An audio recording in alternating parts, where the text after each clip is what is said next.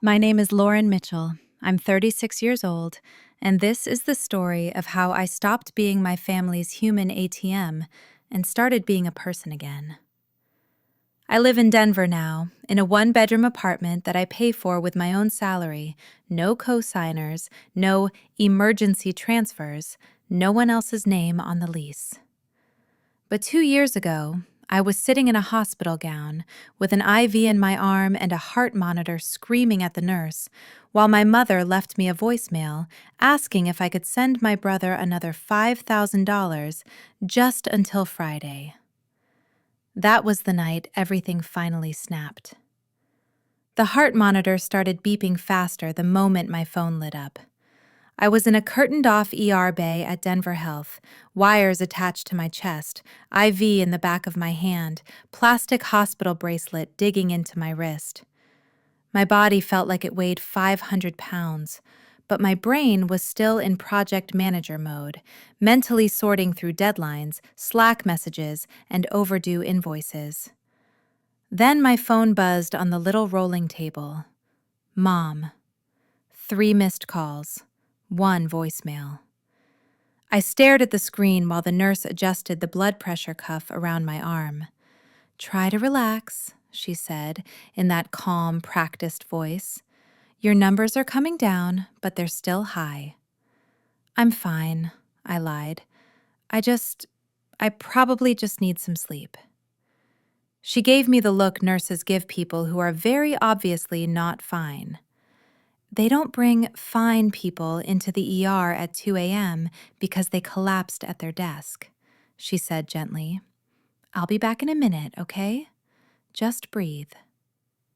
When she pushed the curtain closed behind her, it felt like the world shrank down to me, the monitor, and that glowing rectangle on the table. I knew exactly what that voicemail said.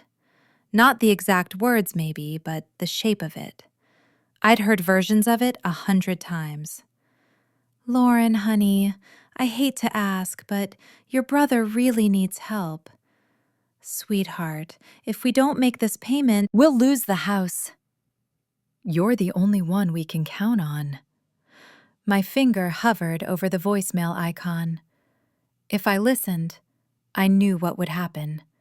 My chest would tighten, my stomach would twist, and I'd start running numbers in my head. What was in savings? What was on the credit cards? Whether I could move this week's therapy appointment? How many extra hours I could work to catch up? I would start planning how to save everyone again. The monitor beeped faster. Instead of listening, I did something tiny and revolutionary. I flipped the phone over, screen down. My heart rate dropped by 3 beats. The nurse came back, checked the monitor, and raised her eyebrows. "Whatever you just did," she said, "do more of that." I gave her a weak smile. "I ignored my family," I said. She snorted. "You'd be amazed how many people in here should try that." By the time they ruled out a heart attack and labeled it severe stress response, it was almost 4 a.m. My boss had sent 3 Slacks asking if I had updated the Q4 revenue forecast. My mother had called 2 more times. I finally listened to the voicemail while I was waiting for discharge paperwork. "Lauren, it's Mom. I know you're probably busy at your big, important job, but your brother's in trouble. Again. The bank's going to repossess the truck if we don't pay by tomorrow. He needs $5,000 or he'll lose his job. I hate to put this on you, but you know how he is. He's not as responsible as you. Your father and I are tapped out. Please, honey. We raised you. We've always been there for you. Just move some things around. You can make it work. Call me back." The nurse came back with a little stack of papers, discharge instructions, follow-up referrals, a printout of my blood work. "Your labs look okay," she said, "but you need to understand something, Lauren. Your body is screaming. This wasn't a fluke. This is what happens when someone lives at a 10 out of 10 stress level for too long." I looked down at the papers, then at my phone. "Can I be really honest?" she asked. "Please," I said. "This?" she said, gesturing at the monitor, the IV, the ugly gown. "Didn't start tonight. This started years ago. Whatever is on that phone, it's not worth another trip back here." I went home with a paper bracelet still on my wrist, a dull headache, and a sticky residue from the electrodes on my chest. I also went home with one thought looping in my head. If I keep doing my life this way, it's going to kill me. And the messed up part? My family will probably still ask me to pay for the funeral.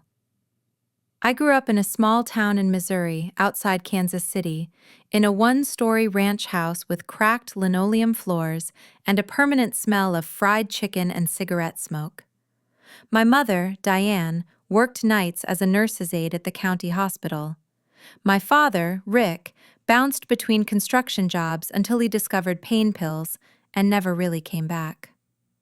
I was the oldest and the only girl. My little brother Tyler was the golden one from the moment he could walk. Teachers said he had energy. Coaches said he had potential. My parents said he was sensitive whenever he threw a tantrum and smashed something.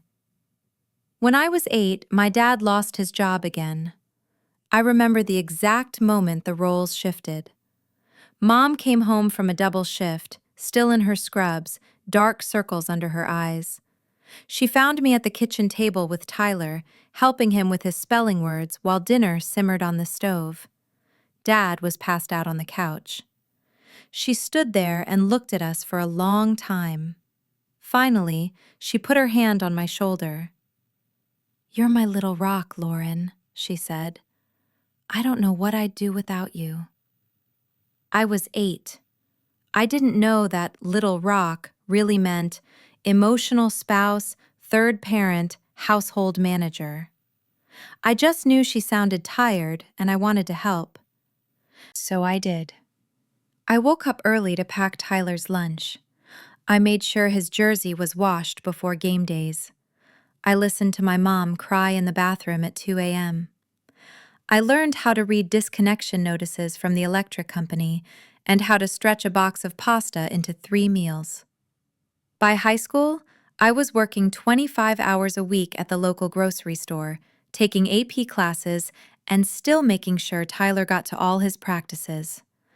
Everyone told me I was so mature. No one asked why I had to be. When I got into a state university in Colorado on a partial scholarship, my guidance counselor cried and hugged me. My mom smiled for the pictures and told everyone at church I was going to be a big city businesswoman. The week before I left, she sat me down at the wobbly kitchen table. "Look," she said, sliding a wrinkled bill across to me. "We're behind on the mortgage. Just a couple of months. Your dad is trying. But if the bank forecloses, where will Tyler live? Where will we go?" I stared at the number. We're not talking hundreds. We're talking everything I'd saved from 2 years of working weekends and summers. "Mom, that's all my savings," I said quietly. "I need that for books and deposits and—" "You're so good with money, honey," she cut in, eyes already filling with tears. "You'll figure it out. We just need a little help. Family takes care of each other." So I wrote a check. I worked 2 campus jobs my entire freshman year to pay for the books and deposits I'd intended that money to cover. I skipped a lot of things other people didn't even think about. Spring break trips, eating out, buying new clothes instead of thrift store new to me. But we didn't lose the house. And a story got written in stone. When there's a crisis, Lauren will fix it. The older I got, the more elaborate that story became. I graduated with a degree in business and took the first job I could get in Denver, entry-level operations at a small healthcare tech startup. It was long hours, chaotic, and barely paid enough. but it was a foothold.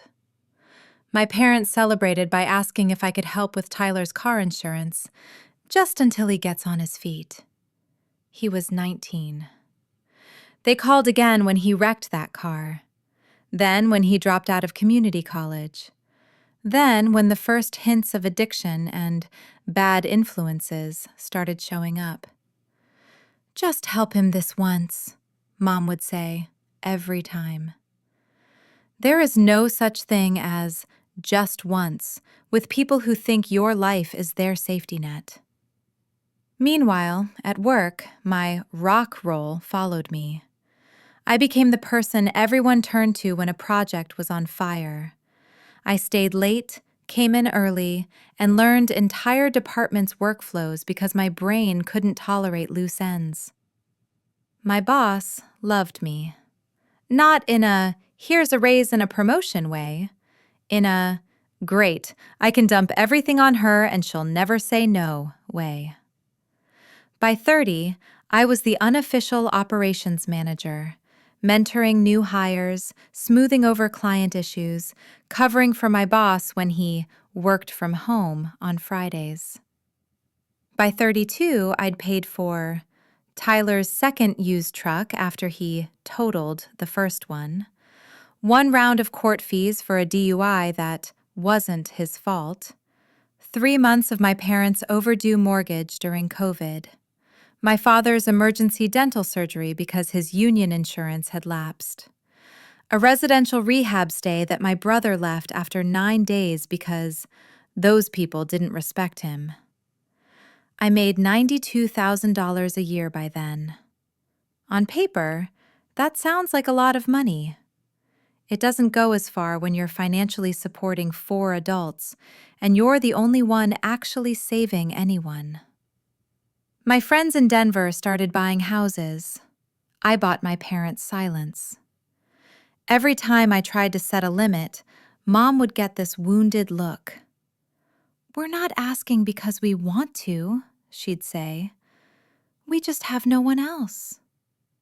And because they had sacrificed when I was little, because my mom had worked nights, because my dad had tried before he fell apart, because I had memories of Christmas trees and birthday parties and them cheering at my graduation, I felt like I owed them.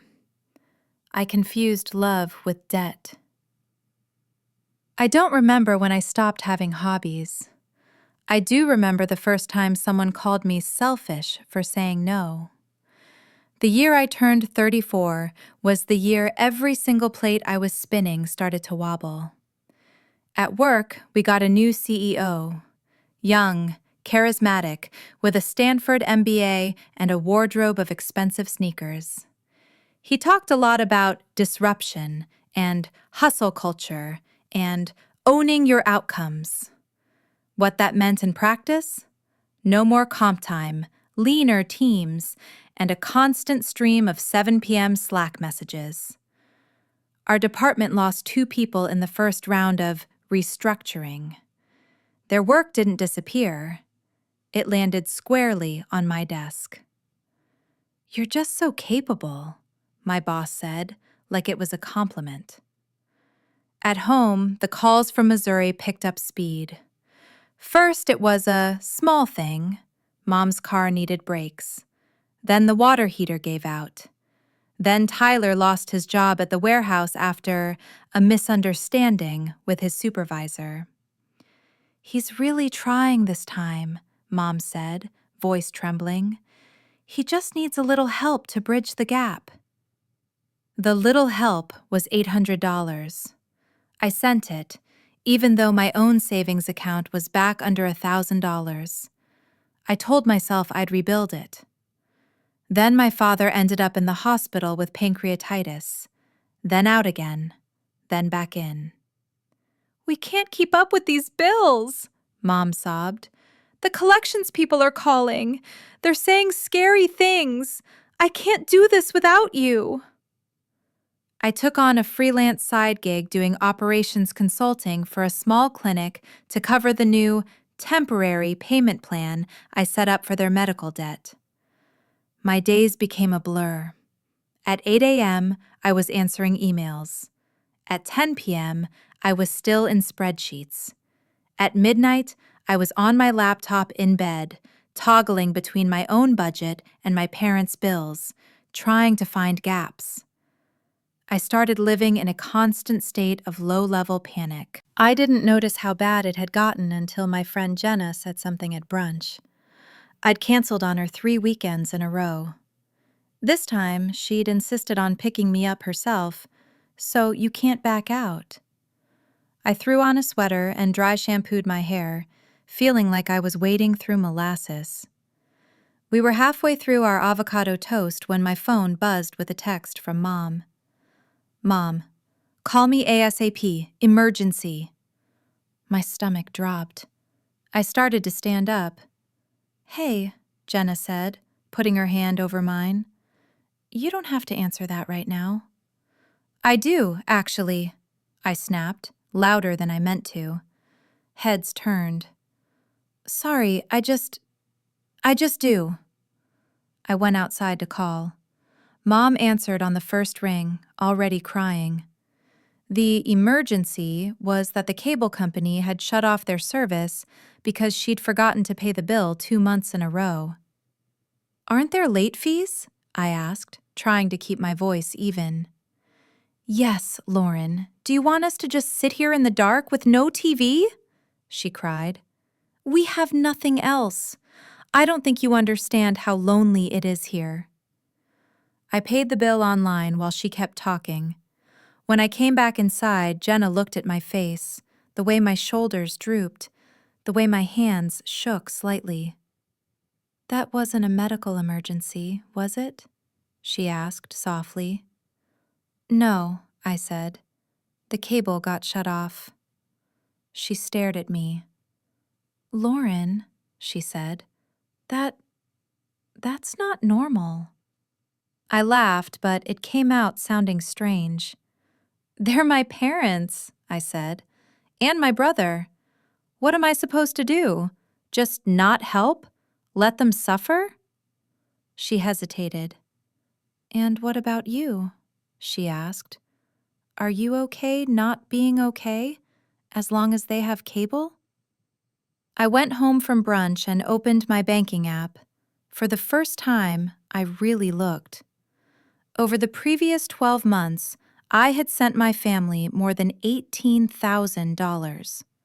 It wasn't one big lump sum, it was $300 here for meds the insurance won't cover, $250 there for car insurance we forgot about, $600 to keep the lights on, $1,200 for Tyler's rent so he doesn't get evicted. Each one felt like a single drop in a bucket. The bucket was overflowing. That winter, my company announced a new incentive. If we hit our Q4 targets, everyone in leadership would get bonuses. I was not technically in leadership. My title was still operations coordinator, somehow, despite the fact that I'd been running the entire operations department in everything but name. Just hang in there, my boss said. We'll get you a title bump next year. Right now, we really need you focused on execution. Translation: do more work, get the same pay, and watch other people cash in. I told myself the bonus system didn't matter to me. But when the numbers came in and I saw the memo congratulating the leadership team for their vision, my jaw clenched. My boss came by my desk with a big grin. We did it, he said, clapping me on the shoulder like a coach. Couldn't have done it without you, seriously. Oh, by the way, I might duck out early today. The kids want to go up to Vail for the weekend to celebrate. Try to keep an eye on Slack for any fires. That same afternoon, Mom called. Hey, baby, she said, her voice falsely bright. How's my hardworking girl? What's wrong? I asked immediately. She sighed. Well, since you ask. I closed my eyes. This time it was an opportunity, not an emergency. Tyler and one of his buddies had the chance to buy into a small bar in town. They just needed some startup capital to get in the door. "How much?" I asked, already exhausted. "Well," she said, "they're looking for around $40,000, but you don't have to give all of it." I laughed, a sharp, incredulous sound. "Mom, I don't have $40,000, I said. "You know I live in Denver, right?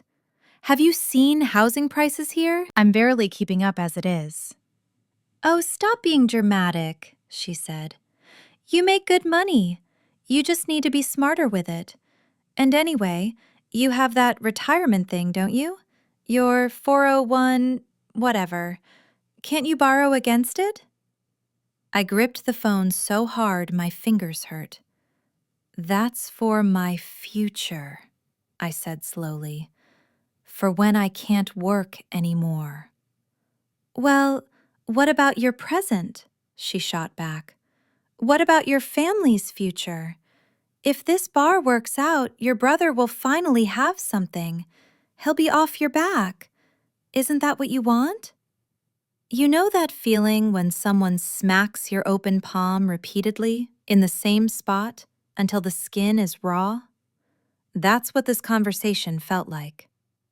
"Mom," I said, my voice barely above a whisper, "I can't sacrifice my retirement for a bar. I can't. I won't." The silence on the other end lasted exactly 3 seconds. Then came the shift, the tightening, the ice. "I see," she said. "So after everything we've done for you, you can't even consider helping your brother get a leg up. You'd rather cling to some money you won't even see for 30 years. That some money is the only thing standing between me and being broke when I'm your age," I said, then immediately hated myself for saying it. It was true, but it was cruel. Her voice cracked. "We're not asking because we want to," she said. "We'd never have to ask if your father had gotten the breaks he deserved, if you hadn't gone so far away. But you did, and now we're struggling. We didn't complain when you were little. We didn't tell you how hard it was. We just did what we had to do. And now, when we need you, suddenly it's all about you and your precious future." We went in circles for another 15 minutes. When I hung up, my hands were shaking. I opened my laptop and stared at my retirement account. The number looked big compared to my checking balance. I closed the window without taking any action. 3 weeks later, I was in the ER with chest pains. Something happened in the quiet after I left the hospital. It wasn't dramatic. No lightning bolts, no movie soundtrack. Just silence. No one knew I had been in the ER except the nurse, the doctor, and the Uber driver who picked me up at 4:30 a.m. I hadn't called my mom. I hadn't texted my boss. I hadn't even told Jenna yet. I walked into my apartment, dropped my bag on the kitchen counter, and just stood there.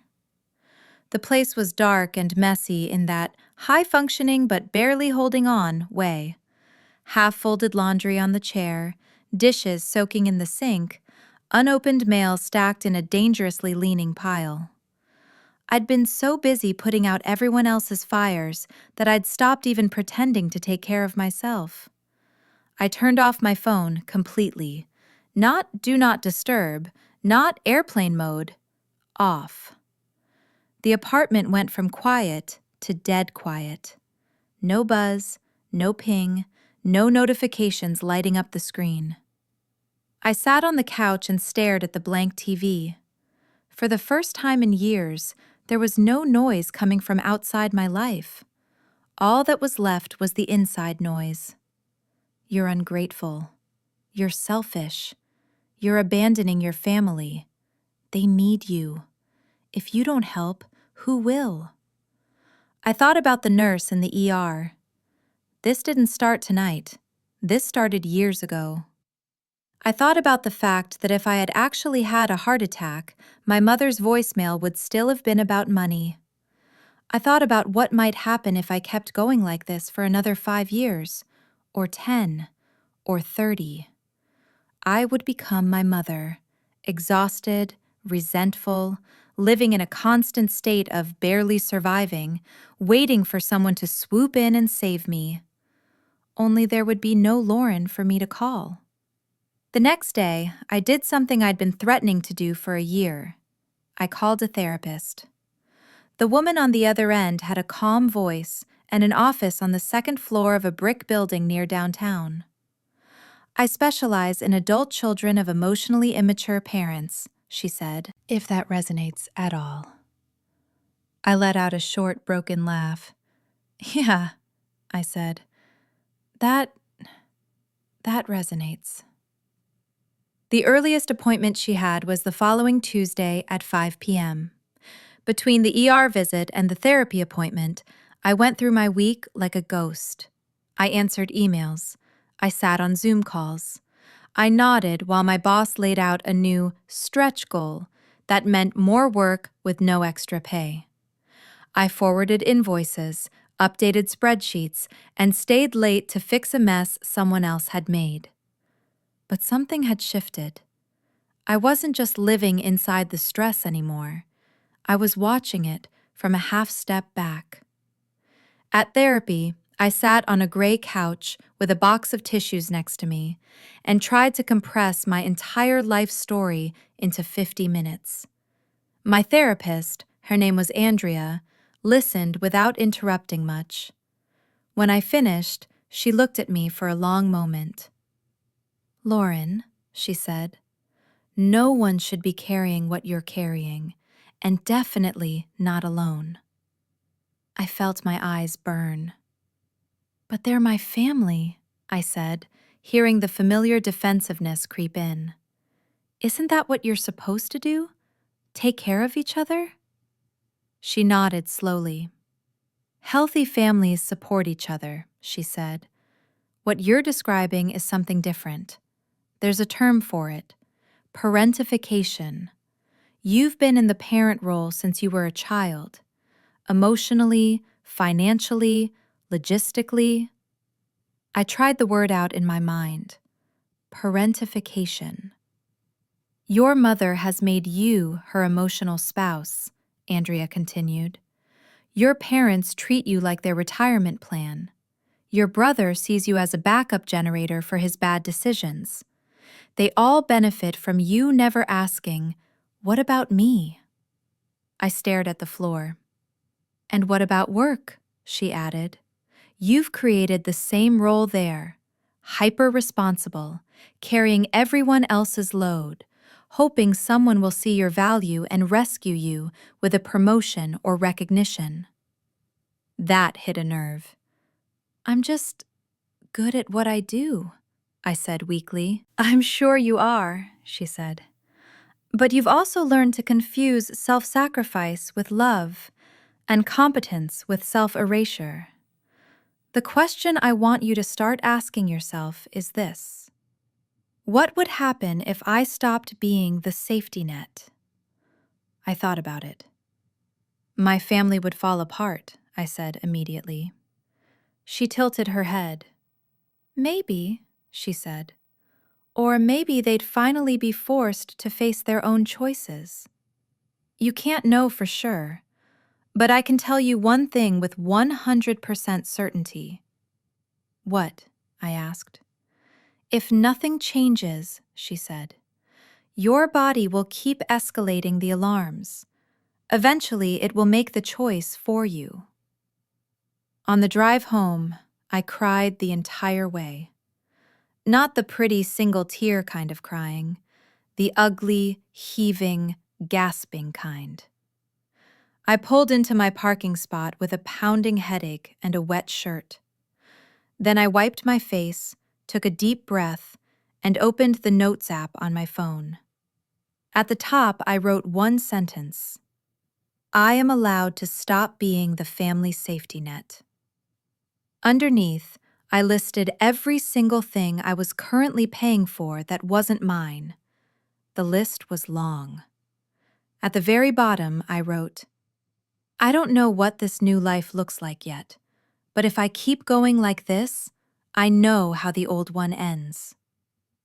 The first real no I said wasn't loud. It didn't have a screaming match attached to it. There was no dramatic hang-up. It was a Tuesday night. I had just finished a 12-hour day trying to fix a botched software rollout. My eyes hurt from staring at my screen. My shoulders felt like they were made of concrete. Mom called as I was zapping leftovers in the microwave. Hey, baby, she said. How are you feeling? You sounded tired last time we talked. I'm okay, I lied. What's up? It was the bar again. Tyler had found a better deal, she said. Smaller buy-in, great location, sure thing. They just need $20,000 now, she said. And we were thinking, maybe this could be a joint thing, a family investment. You put in the money, Tyler does the work. And down the line, it's something that can support us all. You're always saying you're worried about our retirement. Mom, I said. My voice was calm. I surprised myself. I'm not doing it, I said. I'm not taking money out of my retirement. I'm not taking out a loan. I am not funding a bar. Silence. Then a sharp inhale. I don't think you understand what I'm saying, she said, her tone hardening. Tyler needs this. He's not like you. He doesn't have a head for school and offices and computers. This is his shot. Are you really going to look your own brother in the eye and tell him you're too selfish to help? I braced myself, waiting for the familiar rush of guilt. It came, but underneath it, something quieter, a kind of steady, grounded anger. Mom, I said again, listen to me. I have been helping, for years. I have paid thousands of dollars to keep you all afloat. I paid the mortgage. I paid the medical bills. I paid the truck repairs. I paid for rehab. I paid for the cable, for God's sake. I passed on buying a house. I've skipped vacations. I've worked myself into the ER. I'm done. I am not putting my future on the table for one more shot that he's not even treating seriously. She started crying. Real or theatrical, I couldn't tell anymore. So that's it then, she said. You're just going to abandon us, after everything we did for you. I'm not abandoning anyone, I said, my voice shaking now but not breaking. I'm stepping out of a role I never should have been in. You are both adults. Tyler is an adult. You can make choices, but you're going to have to live with the consequences of those choices without using me as a buffer. That's when she said the words I had always been afraid were true. You're nothing like I thought you were, she said bitterly. All that education turned you cold. Money has made you selfish. We should never have let you go so far away. Something in me snapped into place. I love you, I said. But I'm not your retirement plan. And I'm not responsible for Tyler's life. I'm not sending money for this. And I'm not discussing it again. And then, this is the important part, I ended the call. She called back. I let it go to voicemail. She texted me paragraphs, guilt, accusations, a list of all the ways I was failing as a daughter. I put my phone in another room and ate my leftovers cold. Andrea had told me the first boundary would feel like holding my hand over an open flame. She was right. Every part of me wanted to rush in and fix it. I didn't sleep much that night. My brain kept running disaster scenarios. What if they really lose the house this time? What if Tyler does something drastic? What if my mom has a breakdown? What if I'm actually a terrible person? The next morning, I woke up too early with my heart racing. But something was different. For the first time in my adult life, there was a tiny wedge of space between their crisis and my response. They were still in chaos. I wasn't rushing in. That was the moment the decision became real. It wasn't a single no on a random Tuesday. It was a new policy. I wrote it down because I'm a project manager and that's how my brain works. Lauren's new family policy. I will not send money for non-life-threatening emergencies. I will not co-sign loans or leases. I will not take on debt to solve other people's problems. I will not discuss my salary, savings, or balances with my family. I will not respond to calls or texts sent in the middle of the night unless someone is in actual physical danger. If they speak to me with insults, manipulation, or yelling, I will end the conversation. On the next line, I wrote, yes, this includes my mother. Yes, this includes my brother. Decision made. Now I needed a plan. The thing about being an over-functioning, burned-out woman in corporate America is that once you aim your brain at something, you can build an entire system around it. I had spent years building systems to make other people's lives easier. Now, I turned that same energy toward my own life. Step 1. Close the exits. The first thing I did was make it logistically harder for me to cave. I canceled the joint checking account my mom had for emergencies with my name attached. It had been opened when I was 21, so I could keep an eye on things. Translation: be ready to move money quickly. I changed passwords on my banking and investment accounts and turned on two-factor authentication that went only to my phone. I had my bank remove my mother's name as an authorized contact on anything that had ever listed her, just in case Lauren is unavailable. I redirected mail from my parents' bills that still somehow came to my address back to Missouri. At the bank, the woman helping me was about my age. Her name tag said Sabrina. "You're really closing all this out?" she asked, tapping at her keyboard. "Yeah," I said. I need some separation." She glanced at the screen, then back at me. "Good for you," she said quietly. "You'd be amazed how many people I see whose parents have their fingerprints all over their accounts. It never ends well." Step 2. Build a bare minimum safety net. For me. For years, I had been saving in theory. In practice, any time my savings account got above a certain number, something would come up back home. Now, in therapy and on my living room floor with a notebook, I designed a simple rule.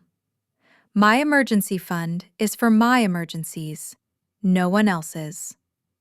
I set up an automatic transfer from my checking to a savings account at a different bank, one without a debit card, from every paycheck. Even if it was just $100 at first, it would be something. I also increased my 401k contribution by 2%. It felt small, insignificant. It also felt like an act of rebellion. Step 3. Script the boundaries. One of the hardest parts of dealing with my family was that every conversation felt like a test I hadn't studied for. They would hit me with guilt and panic, and I would freeze or over-explain or end up agreeing to things I didn't want to agree to just to make the discomfort stop. Andrea had me write scripts. Not fake lines, but rehearsed responses I could lean on when my nervous system went into full alert. For example, If Mom asks for money for something non-life-threatening, I'm not able to help with money. I hope you can find another solution. If she accuses me of being selfish or abandoning them, I understand you're upset. I'm taking care of my own responsibilities now. I won't continue this conversation if you insult me. If Tyler calls from a new number asking for just a small loan, no, I hope things work out for you, but I'm not lending money. Short, clear, no explanations, no justifications, no detailed breakdown of my budget to prove I couldn't afford it. I don't discuss my finances became my new favorite sentence. Step 4. Decide what contact would look like. I didn't want to go full no contact, at least not then. Despite everything, I still loved them. I still had memories of my dad teaching me how to change a tire in the driveway, my mom braiding my hair before school, Tyler falling asleep on my shoulder on road trips. Andrea introduced me to a concept called low contact.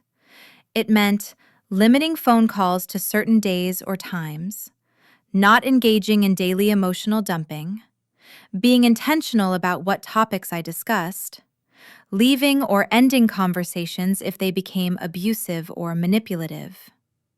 I told my parents I was really busy and would be calling on Sunday afternoons instead of whenever.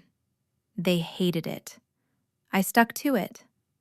When my mom tried to get me on the phone on a Tuesday night with a dramatic, "Call me 911" text, I responded with, "I'm at work.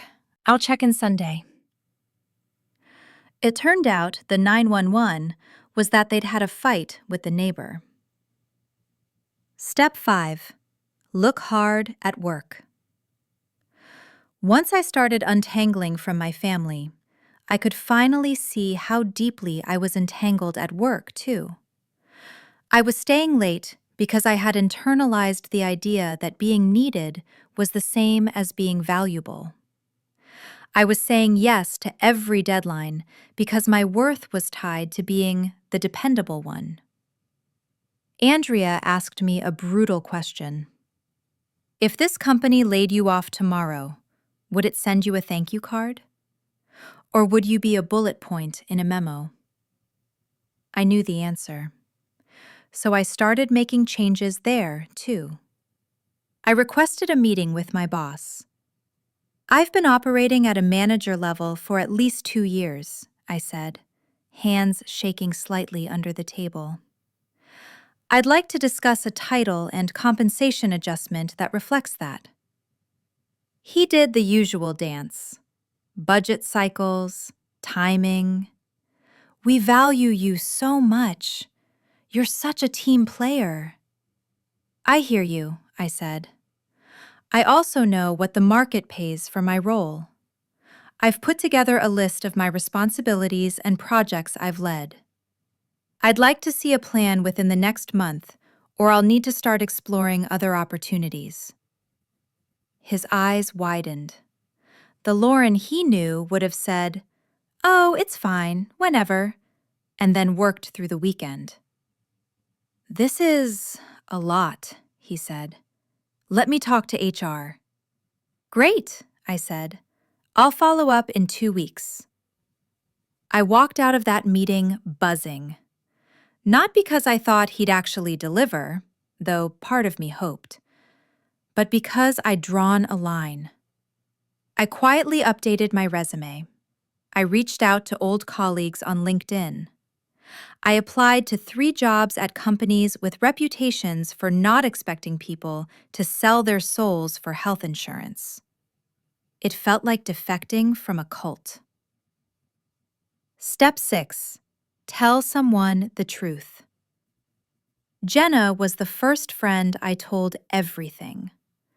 We were on her balcony, wrapped in blankets, mugs of tea cooling between us as the Denver sky turned pink. I laid it all out. The money, the ER visit, the bar scheme, the new boundaries. When I finished, she sat very still. "Lauren," she said finally, I knew you were stressed. I didn't know it was this bad. I shrugged, suddenly self-conscious. It just became normal, I said. I didn't think I was allowed to complain. Other people have it worse. She rolled her eyes so hard I swear I heard it. You are literally having panic attacks and sending your family more money than my mortgage, she said. You're allowed to say this sucks. She raised her mug in a small toast.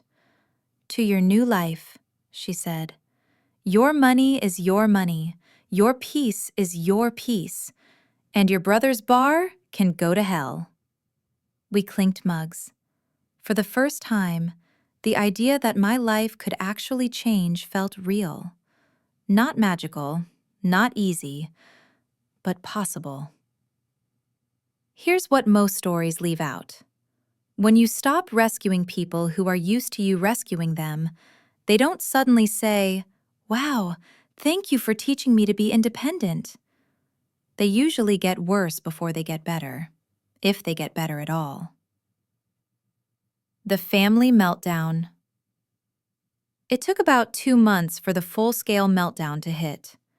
In that time, I sent $0 home. I stuck to Sunday calls, ended conversations when they turned nasty, and repeated my new scripts until I felt like a glitching robot. Mom cycled through moods. Some Sundays, she would be sugary sweet, asking about my job, my friends, whether there was anyone special in my life. I would feel my guard fall just enough. Then she'd drop a small bomb. "We're doing okay," she'd say. "Just a little behind on the utilities, but don't you worry about that." Or, "Your dad's car is making that noise again, but we'll figure it out, somehow." Or, "Tyler's really down. He feels like no one believes in him. We don't know what to do." The implied ask hung in the air like humidity. I would feel the old anxiety flare, then force myself to respond with, "I'm sorry you're dealing with that. I can't help financially, but I hope you find a solution." One Sunday, she snapped. "I can't believe you," she said, her voice sharp as broken glass. "You sit out there in your fancy city with your fancy job, and you know we're struggling. You know your brother is struggling, and you feel nothing?" I swallowed. "I feel a lot," I said. "I feel worried. I feel sad. I feel angry. I also feel exhausted. And I'm choosing not to kill myself slowly so everyone else can be a little more comfortable." "You're being dramatic," she said. "So are you," I replied. "I'm going to get off the phone now. We can talk next week if we can keep it respectful." I hung up. I shook afterward. But I didn't call back. The next day, she sent a group text in our family chat. "Mom, I just want everyone to know that if we end up homeless, it won't be because we didn't try. Some people just don't care what happens to their own family. No names." But everyone knew who "some people" was. I didn't respond. A week later, Tyler finally broke his silence and texted me directly. "Tyler, Mom says you're refusing to help. What the fuck, Lauren? You think you're better than us now?" "Tyler, I'm just trying to make something of myself, and you won't even give me a shot." "Tyler, when you're old and alone, don't come crying to me for help." Old me would have written a 3-paragraph response explaining my budget, my ER visit, my fear. New me wrote, "I hope you find what you're looking for, Tyler. I'm not lending or giving money. That's not going to change." He responded with a string of insults. I blocked his number. I cried after. Blocking your own brother's number isn't a triumph. It's a grief. but it was also relief, like turning off a loud, broken radio that had been on in the background for years. The bar that never was. A few months later, I got an unexpected email, not from my family, from a woman I hadn't heard from since high school. Her name was Cassie. We'd been lab partners in chemistry. "Hey, Lauren. Sorry I know this is out of the blue, but I work at a local credit union back home. Your mom and brother were in here a few months ago trying to get a loan for a bar deal. Your name came up. They said you'd be co-signing and sending a big lump sum soon. I couldn't say anything then, obviously, but I just ran into my manager and he mentioned the deal fell apart. Apparently the guy selling the bar got caught up in some legal mess, and all his financials were fake. I don't know. I felt like I should tell you. I'm glad you didn't go in on it. You dodged a grenade. Hope you're okay. C." I sat back in my chair at work and let that sink in. If I had done what my mother wanted, if I had liquidated my retirement, taken out a loan, thrown my future into that opportunity, I would have lost everything. Not because I didn't work hard, not because I wasn't loyal, because someone else was lying, and my family was too desperate to do due diligence. I forwarded the email to my personal account and then to Andrea. She responded with one line: "You just got your first piece of confirmation that your selfish choice was actually wise." Work shift. Around the same time, things at work came to a head. My boss never followed up on our promotion conversation. 2 months passed. I reminded him once. He waved me off with, Yeah, it's in progress. These things take time." I knew corporate speak well enough to hear what he wasn't saying. This isn't a priority. Old me would have stayed another year, waiting. New me went to a final round interview at a different company, a larger, more established healthcare organization with actual HR policies and a reputation for reasonable hours on Glassdoor. They offered me a role as Senior Operations Manager.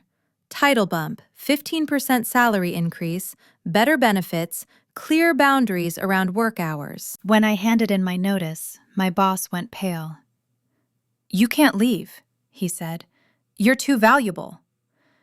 "That's kind of the point," I said. "I'm valuable. You just didn't want to pay me like it." He tried to throw guilt at me.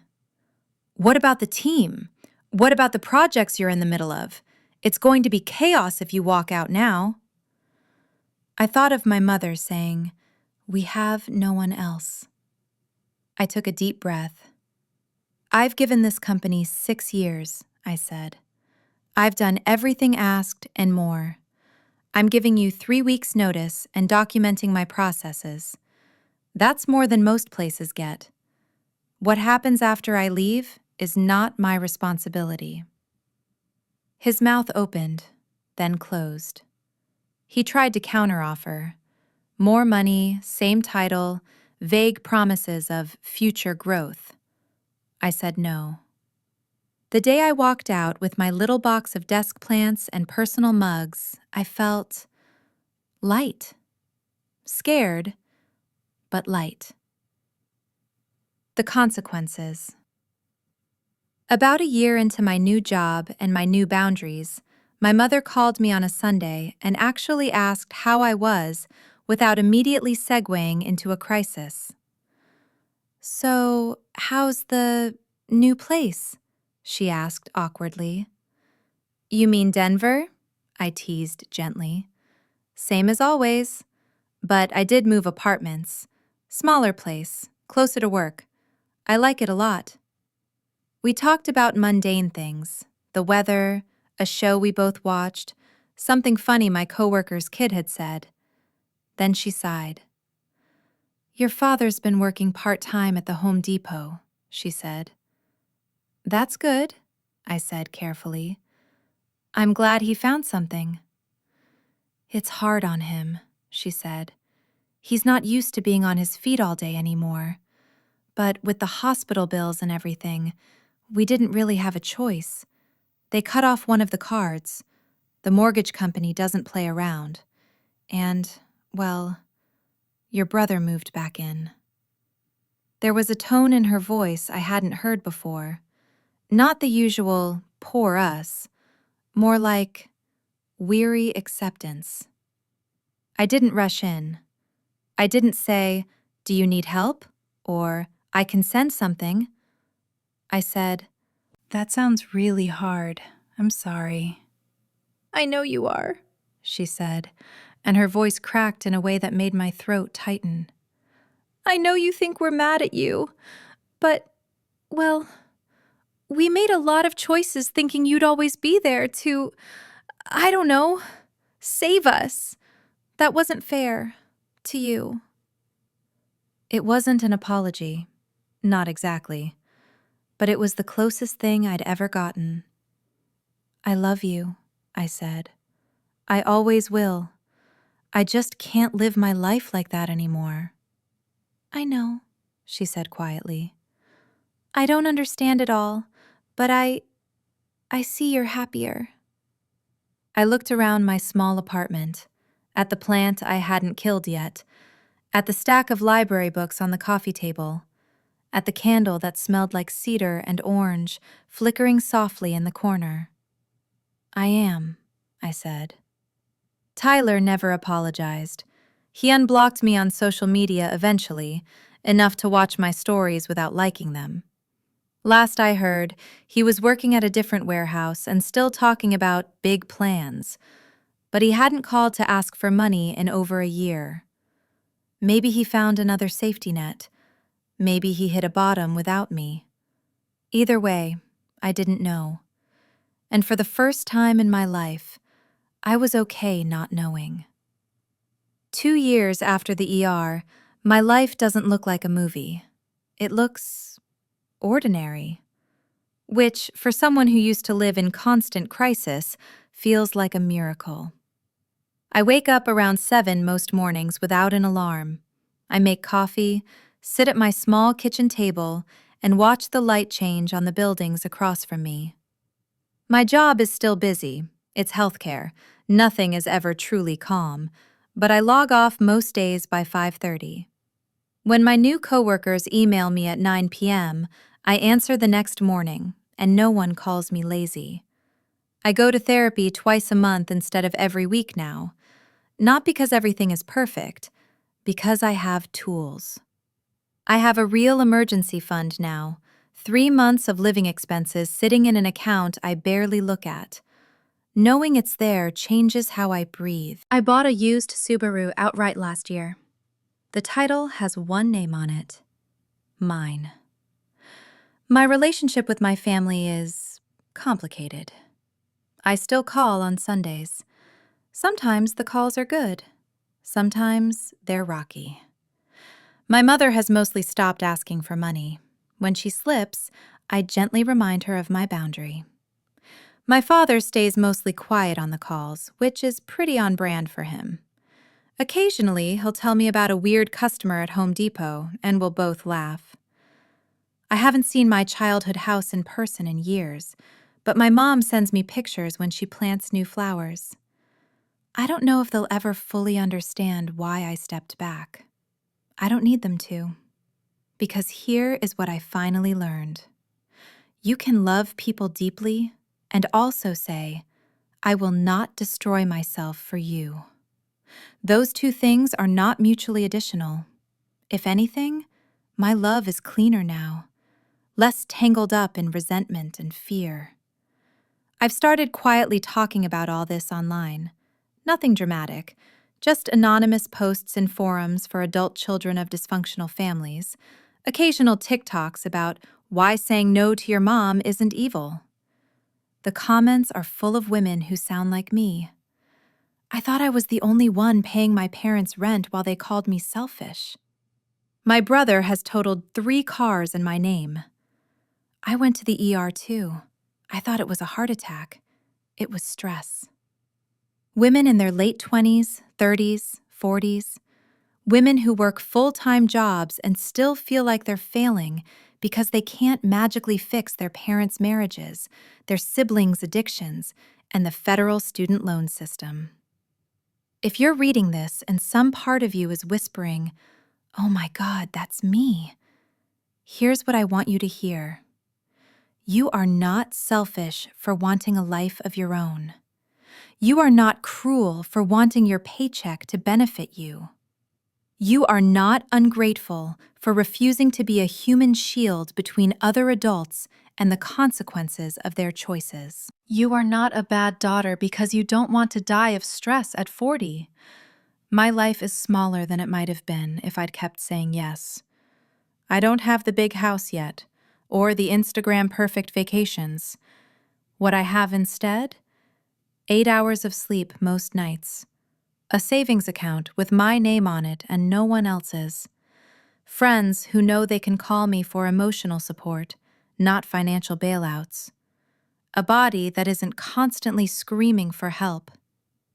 Last Christmas, I flew home for the first time in 3 years. I stayed in an Airbnb, not my parents' house. It was 10 minutes away. My mother hated the idea. "Why waste money on a rental when you can stay in your old room?" she demanded. "Because I like having my own space," I said. "I'll be over all day. We'll have plenty of time together." She huffed, but didn't push it. On Christmas Eve, we sat in the living room, watching a Hallmark movie. Tyler was scrolling through his phone. My dad was dozing. Mom looked over at me. "You really are different," she said, not accusingly this time. "Yeah," I said. "I am." "You seem calmer," she said. "Happier. I don't know, lighter." "I am," I said. "It's not because I don't care about you. It's because I finally started caring about me, too." She looked back at the TV. "I'm still not sure how I feel about all this therapy stuff," she said, "but I'm glad you're okay." It wasn't a movie ending. No dramatic apology montage. No perfect reconciliation. Just a small, real moment between two flawed human beings on an old couch. When I flew back to Denver, I unlocked my apartment, dropped my suitcase on the floor, and looked around at my little life. The quiet felt good. Not like emptiness, like freedom. I'm still learning.